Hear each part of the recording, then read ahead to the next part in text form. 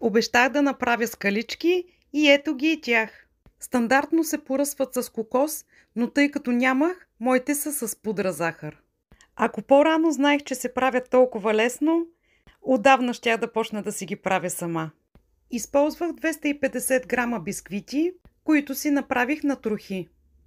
Смелих си и 100 грама орехи и ги добавих към бисквитите.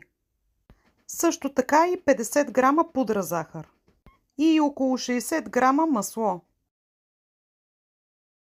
Може да си добавите и ванилия, ако имате. И задължително една супена лъжица какао и 100 мл прясно мляко. Аз малко обърках редът на продуктите и почти забравих за какаото. Но в крайна сметка тестото пак се получи. От него си отделям по 80 грама и в началото го оформям на топка.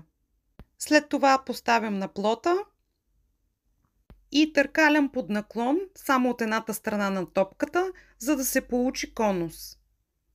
На третата скаличка вече бях свикнала с оформянето. А от тази смес ми излезнаха 7 броя.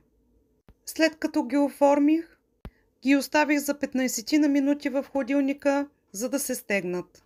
През това време си направих водна баня и си разтопих 150 грама шоколад. Всяка една от скаличките потопих в шоколада. Ето по този начин. Не е нужно изцяло да са покрити в шоколад.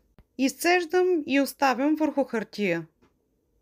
За по-интересно може да ги ошарите и с бял шоколад отгоре. Както казах, аз нямах кокос. По рецепта бяха поръсени и с кокос отгоре. Оставят се за още половин час да стегнат в хладилника и са готови за консумация.